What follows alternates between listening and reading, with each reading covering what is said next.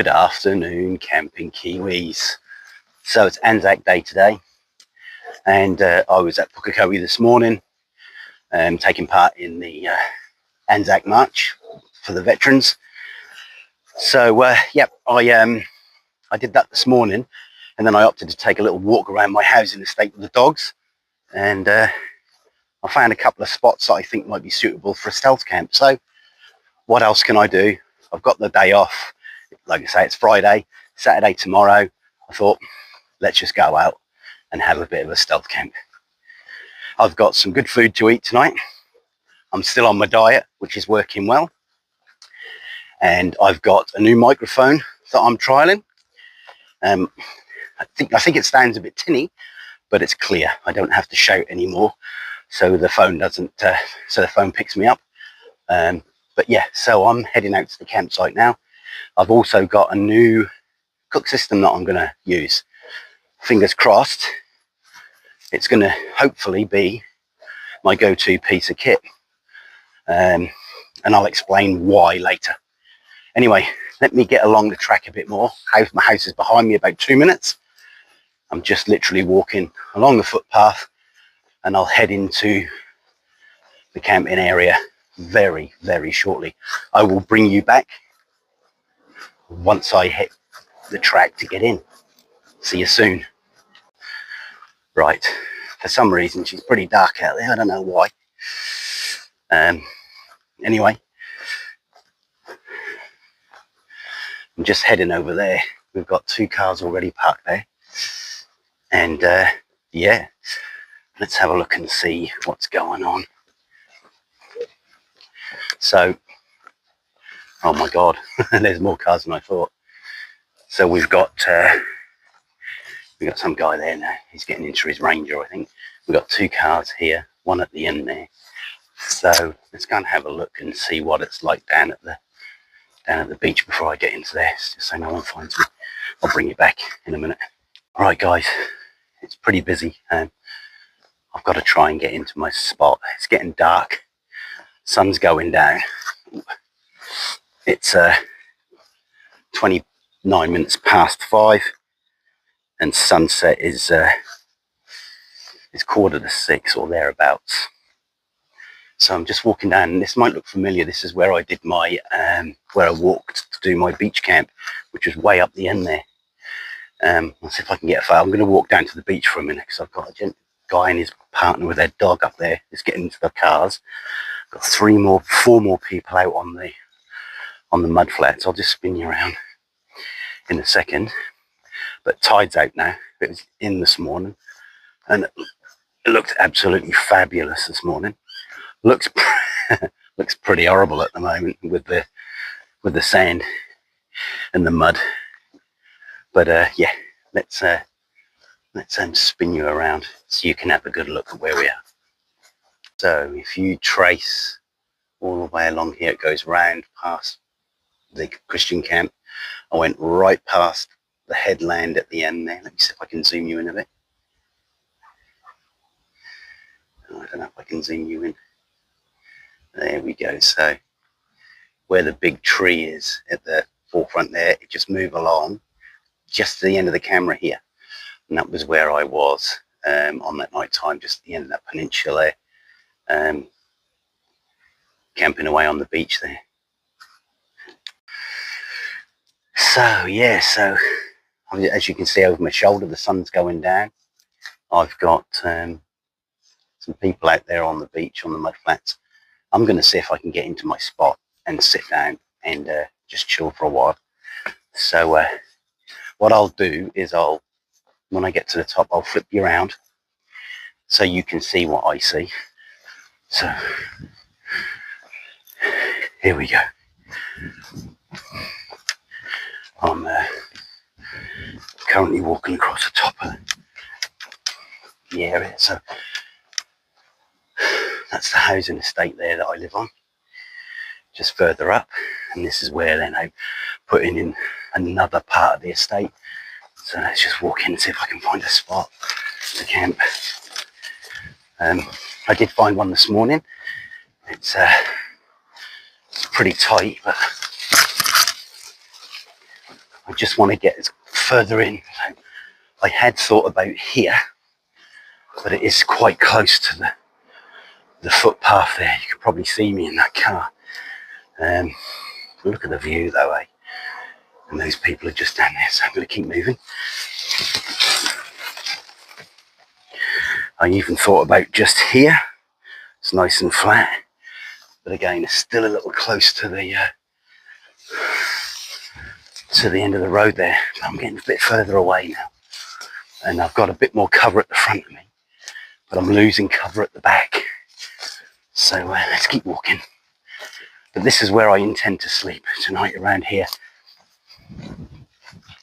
Now there's a nice big bunch of bushes just up here, right on the edge of the cliff. I think this might be the spot. Oh, it's still quite open, but I have brought my camouflage net with me today, so I might be able to do something with that there. All right, they've dug up to the end here, so it's going to have to be make or break. So what I might do,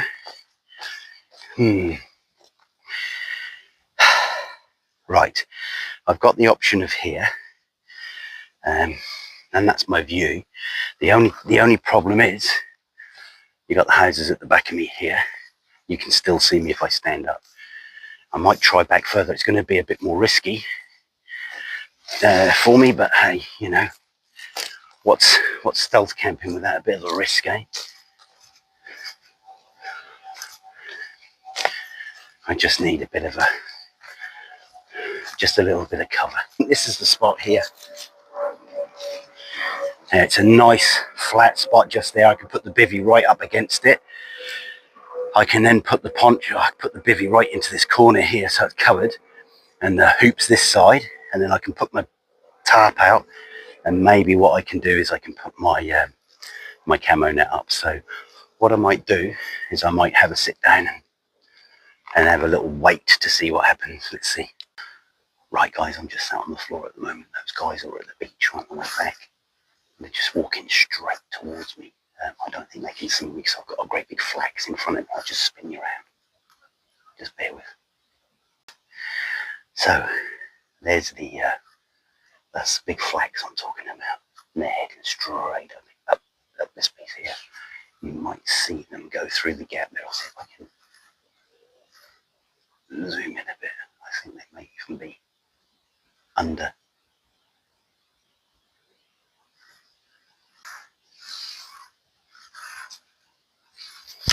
Right guys, I hope you can hear me.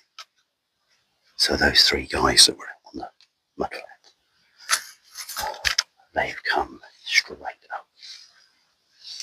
up the bank, which is quite steep, but they're obviously walking their way through.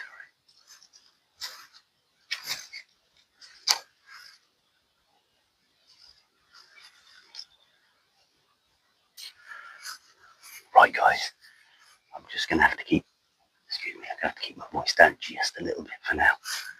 Those three guys came straight up the hill rather than walking around the footpath that meanders around, then up to the car park area.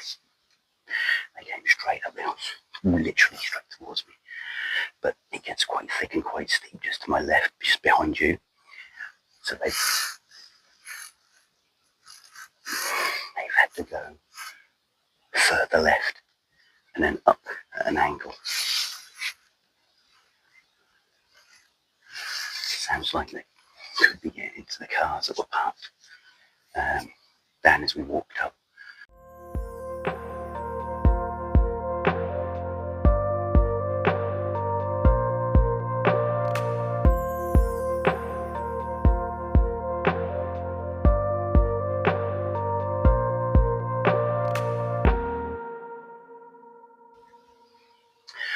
Right guys, let's I've been sat here now about 5 or 10 minutes. Everything seems to have quietened right down now. It's got a lot darker than it was. It's the phone's obviously showing it a lot lighter than it actually is, but I'm probably, the lights have started to come on, so the street lamps and stuff, so I'm going to probably give it another these flax bushes keep moving because of those people I'm on edge. So yeah, it's going to give me just going to take another 5 or 10 minutes, and then I'm going to I'm probably going to have to set up the bivvy, and then we'll sit down. I'll have a bit of a chill out, and then I'll think about possibly making some dinner. Yeah, but I'll bring you back in 5 or 10 minutes. Okay, talk soon. Looks like our friend is leaving us. Yeah, that always turned his car around. Just gonna have a quick look. He's backing up. I don't know if you can see that from there, guys. There he goes. So it looks like he's headed off. Right, guys. The guy that I thought was sleeping in his vehicle, that's not him. That's great. They've just turned around and gone. So it must have been one of those 3 guys that was walking up the beach. I can honestly say I am now, it's twilight here, and I am all alone. So what I'm going to do is I'm going to get my bivvy set up. I'm going to put my bivvy just where my bag is, just here. You got 3 big flaxes there. That's going to cover the foot end of the bivvy, and then I'm going to stick the let me get you up, there you go, and then I'm going to put the head end towards here. Then I can droop the camo netting over the top, but I've got to put my poncho up to stop the rain because the old clouds are starting to bunch in. It's supposed to rain about 2 o'clock in the morning, and it's supposed to be quite heavy. So I'm glad I'm on a decent flat spot, that's for sure. But yeah, let's get the bivvy set up, and then we can get camp sorted. I'm a bit more relaxed now that the cars have gone, and once I've got the bivvy up, I'll be able to put all my stuff in there and hide out the way, and then if anyone comes, that's it, I'm going to get busted. But I don't think anyone's going to be walking their dogs up and down these cliff tops too much tonight. Anyway, I will bring you back in a minute. Thanks, guys. Talk soon. Right, guys, you can't see me very well. This suddenly got really dark up here, obviously because the waste ground at the back's got no lights on. It's just the periphery, just around the edges and whatnot. You can see Auckland Harbour in the background. Anyway, and Auckland Airport. I'm going to get set up. The bivvy's not set up. I've just had a call from my son, so that's just delayed me a little. Anyway, I will get set up, and I will bring you back as soon as I can once it's set up. Cheers. Right, guys, so yep, I'm all set up now. I'm a lot more relaxed than I was. Just having a little snack of celery. But yeah, we're all set. So tonight I'm sleeping in the Trekmate Storm Bivi, and I'm using the Onewind Poncho as a vestibule, if you like. I've just covered the top of the entrance to the Storm Bivi, just in case it does rain tonight and I need to get out. At least I'm not getting straight out of the bivvy onto the wet ground. I should have some cover. So if it does rain really hard, it's supposed to rain quite a lot around 2 o'clock so in the morning. So what I can do is I've got it on the poles. So what I'll do is I can drop the 2 sides, and that will drop down to the ground then. And then obviously all of this area is covered. I can then put one of the poles in the center, so it sheds the water off both sides, leaving the center under here nice and dry. I was going to put my bag at the bottom of the Storm Bivi. I might do that. Someone suggested that the best thing to do is to put my rucksack right at the foot of the bivvy, and then it will pick the bivvy up if I stand it up, allowing me a bit more height, so that if it does rain, it's not straight on my legs and I get the backs of my legs or the fronts of my legs, whatever, gets cold. But yeah, I've got the sleeping bag tonight, so, and it's my mid-season one, so it's not too bad. It's the old Cacoon125, which is what I brought over from the UK. I have no idea what the temperature rating or anything is for that particular one, but all I know is that I've gone out with it in New Zealand to around about 5-6 degrees, and it's been warm enough. So I'm picking, it's probably a 10-degree bag, and then once I'm inside the bivvy, that adds another couple of degrees. I've got my Intense Outdoors air mattress, which got that R rating of about, I think it's 3.5 or 3.8, something like that. I'll put it up there. Yeah, so, and I also decided I needed a new pillow. So what I did, I've usually got that little compression pillow, the little black one. But this one here, I've made. This is an old memory foam pillow that we had in the house. That is a bit, it's not brilliant anymore, but it's better than the, it re-inflates, so it's quite comfortable. So I cut up the big pillow. I just cut the end off, so it's made it a bit smaller. There we go. And just chucked an old pillowcase on it, just to give it some sort of, you know, something nice against your face when you're sleeping. And yeah, so I'm going to give my new creation a bit of a try. It compresses down quite well to about the same size as the compression pillow. Once it's in the, I've got a stuff sack for it, but once it's in the stuff sack, yeah, it's quite small. And then obviously once we open it up and it finds its memory, it's back up to that sort of size, which is great. So I've got that tonight, so I'll give that a try. So it's around about 17 degrees at the moment. So it's still quite warm. But yeah, anyway, I'm going to have a little bit of a tidy up, and then I'll bring you back and I will show you what I'm cooking for my meal tonight. And I will show you around the camp. I'll get some lights on and just quickly show you what the camp setup is like. And then I'll leave the light on inside and I'll take you for a little walk to see how stealthy it is. So I'll bring you back in a minute once I'm all tidied up and we're ready to go. Cheers. Right, camping Kiwis. Right, so here we go. This is the setup at the minute. It's quite dark, but that couple's just gone to their bed. So there's the pole and the Onewind poncho, and there's the bivy. Let's see if I can put some light on there for you. So that's the Trekmate Bivi, which goes all the way through to the back there, as you can see. I've got some cam netting on the top there, just to break up the silhouette, which is great. I need to pull this side up a bit again, it's falling down. But yeah, so that's what we're sleeping in tonight. Turn that around. So yeah, then I will I'll take you down to the towards the car park and see what we can see with the light on anyway. Bring you back in a minute. I've walked back in the dark to the I'll take these off so I can see, to where the car park is. See, we've still got a couple of cars there, so I'm going to get out of the way and yeah, I'm just going to get out of the way and flick you around so they can't see me behind a bush now.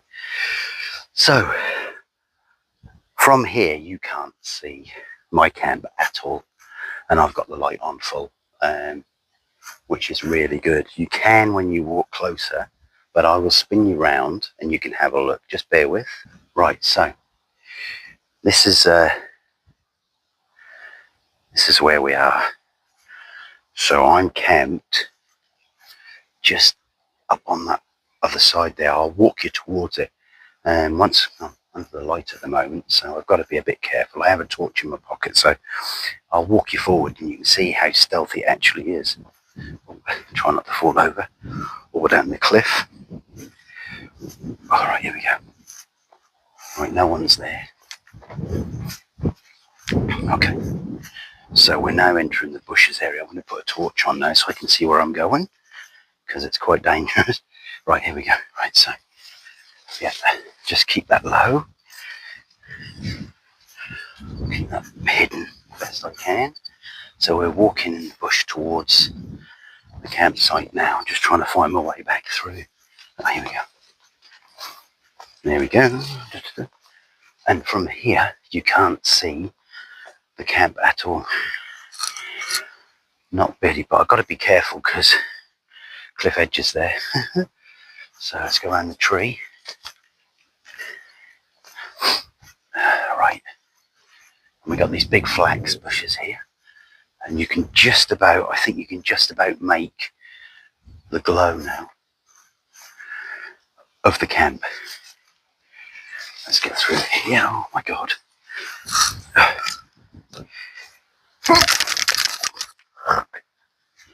Oh my god. Stuck. This is not a good lie. Not a good work to do at night, because I'm right on the cliff top. Right, Kiwis, as you can see, I've had to do a voiceover at this point. I inadvertently either switched off the microphone when I stumbled towards the edge of the cliff, or battery had ran out. I'm not quite sure at this stage. Anyway, as you can see, I had the O-light O-bulb on full. You can just make out the camp. We're about 2 or 3 meters away at the front. However, a short step to the side behind the flax, you can't see a thing. So yeah, I believe that was quite a successful test of the light. As you'll see when I move around a little further towards the rear, you can just make out the O-light O-bulb in the distance just there. And that is from basically behind the bivy. So you can just make it out. If anyone was to walk across the back there, obviously they would see that. But from the roadway and anywhere else, yeah, it was quite a stealthy camp. So that was a success as far as I'm concerned. Right, Kiwi. So you've had a quick look round. I'm now going to cook some dinner. It's about time I eat. I've got to eat before 9 o'clock. And we're now looking at 8 o'clock, or 8:05. So I really need to eat my dinner now.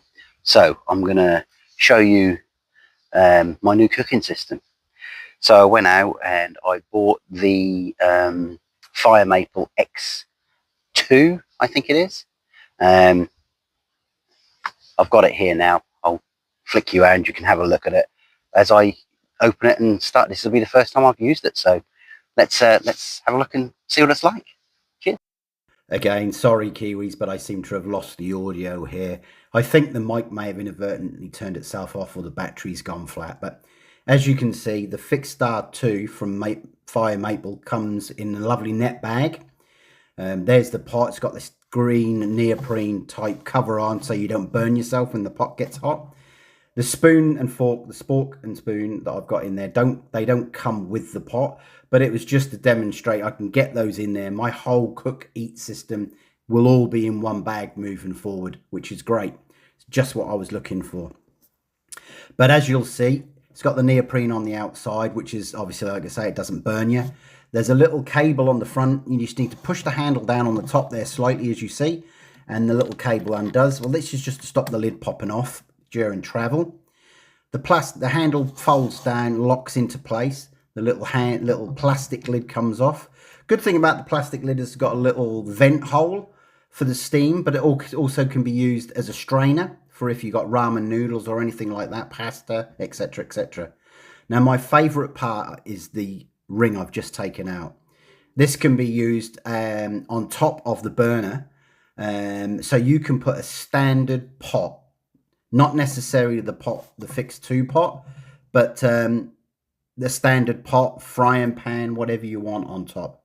You can't put it on directly onto the base because it needs the airflow. But by putting it straight onto the top of the base, you're cutting the airflow out of the gas, and it just smothers the flame. Whereas, as you can see, there's a good gap underneath. The air can get in, the fire or the gas can keep going, and it will obviously work correctly the way it should. The other thing as well is you can fit a standard 230 gram, I think it is, gas canister. As you can see there, I've managed to get it stuck on the burner, but that's my fault, not down to the pot. It's just that it's still dead new, and I've put this gas burner on. But as you can see from here, that's the burner itself. You screw the gas canister in the base and then pop your pot on top. As you'll see, I'm going to screw the gas canister on now. Also in the pack comes the gas canister base. Now you can pop the gas canister in there. It'll clip round the lip of the gas canister, making it a lot more stable. And that's the biggest fear, that when you're cooking and you got your water in there, it tips over and it's not very stable.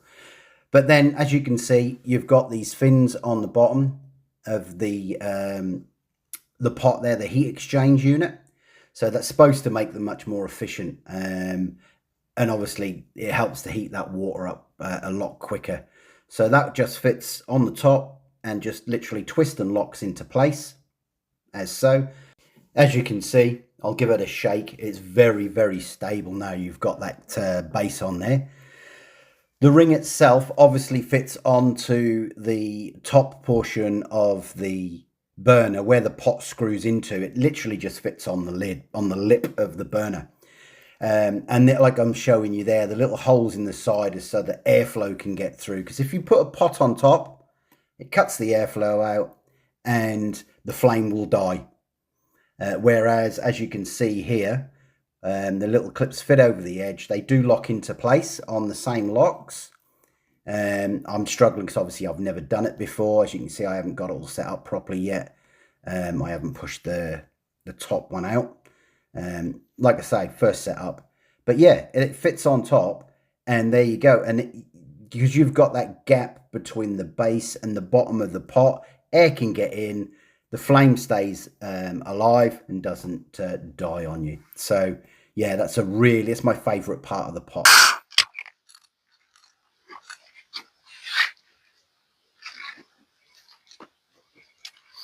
Right, guys. Thank you all for joining me. If you've stuck with me this far, thank you very much. I really appreciate it. Cheers. Now, I hope you've all had a good day. And those of you in New Zealand, I hope that you all went and attended the Anzac Parade today. I did the dawn service this morning, as I have done every year since, every year since I've been in New Zealand, if I'm honest. Obviously, I don't talk about it a lot, but I'm ex-military. And yeah, I believe that without the sacrifice of our veterans and our forces, no matter where you are in the world, we wouldn't have a safe environment to live. So that's all I'm going to say on that. So, all right, Kiwis. So it is now 10 o'clock, and I've dived into the bivvy. It is quite snug in here, but that's because the mat's quite thick, and I'm not all the way into the headspace, if you know what I mean. So where you are at the moment, you're probably that far away from me, and that's where I will be going. I'll be pushing forward to give myself some headroom, which is great because it comes up at an angle, so I'll get quite a bit of headroom. It's a little restrictive as well because I've had to put the poncho over the back of the entrance so the rain doesn't drive in. It's actually started to rain. They did say on my on the weather app that it was going to start raining around 10 o'clock, just light showers, and then come 11, 12, 1, 2 it's going to get harder and harder. So what I've done is I've dropped the poncho down a bit, so now it's on both of the poles, but they're on their shortest height. I'll spin you around and you can have a quick look and see what I mean. Right, so as you can see here, I've got all my gear at the end, and I've dropped the tarp down, so you've got a flap there. Obviously, if it rains quite hard, then there's a couple of things. I can pull the tarp out in that center where that loop is away, so I've got a run off that way. That's if the rain doesn't drive in there. Or I can just drop this pole down, which will drop that down quite a bit, and the rain will then run off and it won't run into the actual bivvy. I'll just pop that back up. There we go. But as it is at the moment, yeah, it's quite good. I might need to attend to that corner because that's flapping around. If it rains, it's going to drive in there. So I might have to just attach that corner down, but we shall see. I might be able to just tie that through somehow. Yeah, so we're looking pretty good at the moment. So that's what it's like out there, and in here we're looking at quite a bit of room down there. You can see, hopefully you can see my legs are right at the bottom. I've still got probably about 6 inches at the bottom there if I wanted to scooch down, but I don't. The only thing I have noticed is, and I've noticed this before in this bivvy, is that when this sits on your back you can get quite cold, because it does sit down on your back. But I've got the sleeping bag. I'm not in the sleeping bag at the moment. Once I'm in the sleeping bag, that may alter the temperature in here, and I am going to leave the bug net open so I can get some air in, so it doesn't get too condensated. But we shall see. We shall see. The only thing I am concerned about is that of my gear getting wet there, but there's a lot of dry bags at the bottom. I've got all my stuff is in dry bags apart from the actual bag. So, but yeah, what I'm going to do is I'm just going to head off to sleep now, because it is now 10:05, and the current temperature inside the bivvy is still 17 degrees inside the bivvy. So it is quite warm in here, so I might just undo the sleeping bag and just drape that over the top of me for now, and then if it gets cold I'll zip it up and jump in. But I'm going to hit the hay, and if anything exciting happens I'll bring you back. Other than that, I'll see you guys in the morning. Hey Kiwis. Well, that's a bit weird. I've just been woken up to the sound of muffled talking, and it looks like there's a couple of gentlemen down on the beach. Ordinarily I wouldn't worry too much, but it's midnight, so I think they must be floundering or something.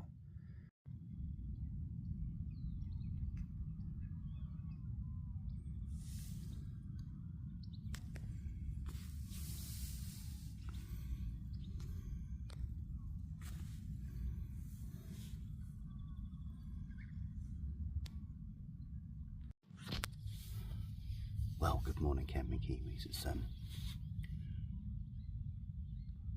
currently 6:45 in the morning. Just had a bit of a start. I'd woken up around about 5, and I thought I'd just lay in the hair because it was still really dark. I couldn't see a lot, and I must have dozed off, and then all of a sudden I've just been woken up. I think it was a dog came bowling in and barking, but I don't know if I was seen by anybody or not. So anyway, I'm going to get packed up. Good morning, camping Kiwis. So I'm all packed away now.